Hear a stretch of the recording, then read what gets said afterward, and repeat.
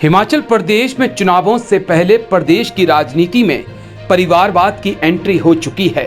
आपने देश के मुखिया पीएम मोदी से लेकर प्रदेश के मुखिया जयराम ठाकुर को परिवारवाद पर बोलते हुए सुना होगा।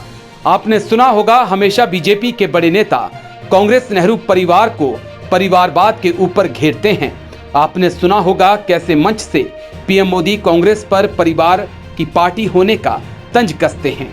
पीएम की इसी परिपाटी पे चलते हुए सीएम जयराम ठाकुर ने हिमाचल कांग्रेस को एक परिवार की पार्टी करार दे दिया, मगर परिवार का राग छेड़ना सीएम जयराम पर भारी पड़ने लगा।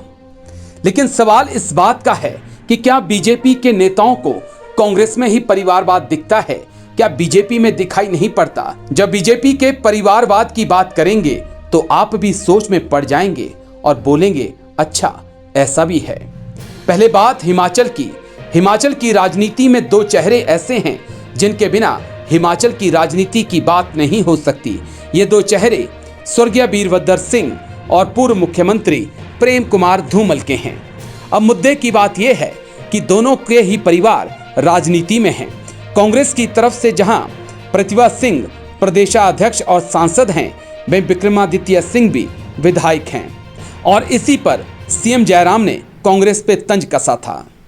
कांग्रेस पार्टी के तय हो गए, मैडम को प्रेसिडेंट बना दिया, तो मैडम नहीं बेटा ही बना, वो बोलता प्रेसिडेंट से ज्यादा बोलता। सारा टूर वही कर रहा, सारा कार्यक्रम वही कर रहा, किसको रखना पार्टी में, किसको निकालना, किसको उतारना, किसको चढ़ाना, सारा काम वही कर रहा। अगर सरकार बन गई तो बोलता तब तो बुरा हाल है, बोलता है। मैंने कहा ये थारा झगड़ा भाई हमको कुछ नहीं लेना है सारी चीज को लेकर के। बहुत वरिष्ठ नेता कांग्रेस का एक सुना रहा था, हमको अपनी पीड़ा सुना रहे थे। फिर लगे बोल रहे तो जाइए कहां बोलते हैं। दिल्ली तक अगर हम बात करें तो वहां भी वैसा ही है, मां और बेटे का है काम सारा चला हुआ। तो मैंने कहा भाई इसमें हम कुछ नहीं बोलेंगे, ये आपकी पार्टी का है, आपको अपनी बातों को आप अपने आप देखो कैसे हो सकता है। मगर सीएम भूल गए कि जिस हमीरपुर में जाकर वो 4.5 साल की नाराजगी को दूर करने में लगे हैं, वो बीजेपी के परिवारवाद का गढ़ बन चुका है।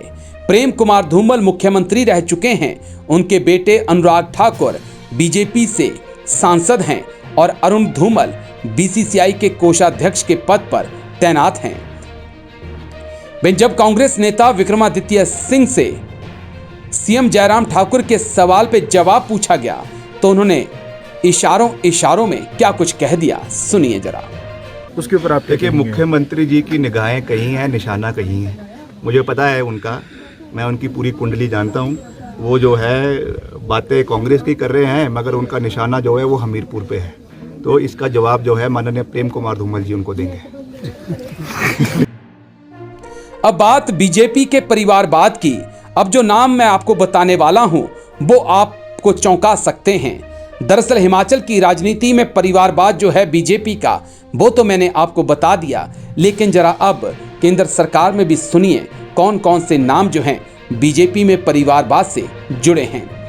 बात पीयूष गोयल की हो, निर्मला सीतारमण की हो, रविशंकर प्रसाद की हो, धर्मेंद्र प्रधान की हो, विजय गोयल की हो, जयंत सिन्हा की हो, किरण रिजिजू की हो, पंकज सिंह की हो, कल्याण सिंह के बेटे राजवीर सिंह की हो, या फिर ज्योतिरादित्य सिंह की हो, या फिर वसुंधरा राजे की।